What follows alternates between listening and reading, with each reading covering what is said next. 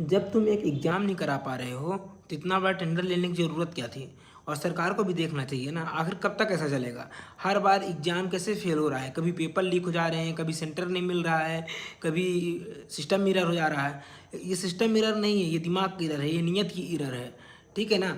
बच्चों के सेंटर एक एक हज़ार किलोमीटर दूर पड़ रहे हैं और उनका एग्ज़ाम नहीं हो रहा, कहीं माउस नहीं चल रहा, कहीं सिस्टम नहीं चल रहा, कहीं सर्वर उड़ गया है। आखिर कब तक ऐसा चलेगा।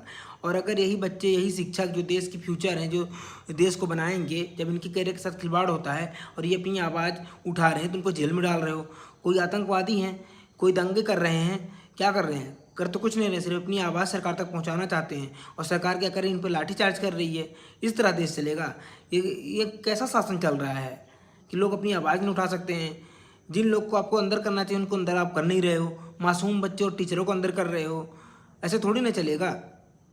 हर बार जब देखो जब यही नाटक होता है, कभी पेपर लीक हो गया है, कभी सेंटर हो गया है, कभी पेपर हो रहा तो रिजल्ट नहीं आ रहे हैं। हर बार का आपका यही नाटक हो रखा है। सरकार को इन चीज़ में ध्यान देना चाहिए। और ऐसे लोग को टेंडर दिया ही क्यों जा रहा है, मतलब 2 रुपये वो कम दिया टेंडर में तो आपने उसे टेंडर दे दिया। अगर पहले दूसरे करा रही थी, टीसीएस करा रही थी तो दिक्कत क्या थी, टीसीएस सही से ऑर्गेनाइज कर रही थी। अब उसने कम बिड किया दूसरी ने तो आपने उसे दे दिया।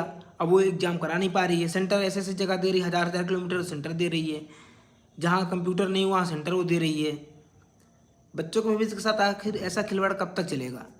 आखिर ये एग्ज़ाम कब होंगे।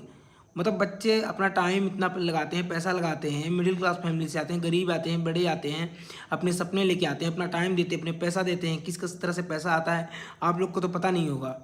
और जब वो एग्ज़ाम देने जाते हैं तो पता चलता है कि एग्ज़ाम का सेंटर नहीं, सर्वर नहीं है, किसी तरह पेपर हो जाता है तो रिजल्ट नहीं आता, पेपर होता है पेपर लीक हो जाते हैं। आखिर ऐसा कब तक चलेगा।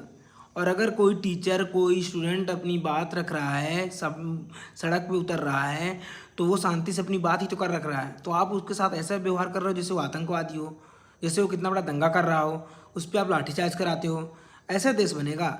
आपको कम्पिटिट तो दूसरे देशों से करना है, वहाँ के यूथों से करना है, लेकिन हमारे यहाँ के यूथ की आवाज़ ही नहीं सुनी जा रही है, उनके करियर के साथ खिलवाड़ किया जा रहा है। आखिर ऐसा कब तक चलेगा। एक कहावत है ना कि गांड में नहीं कूदा समुंदर में कूदा, उस तरह का हाल है।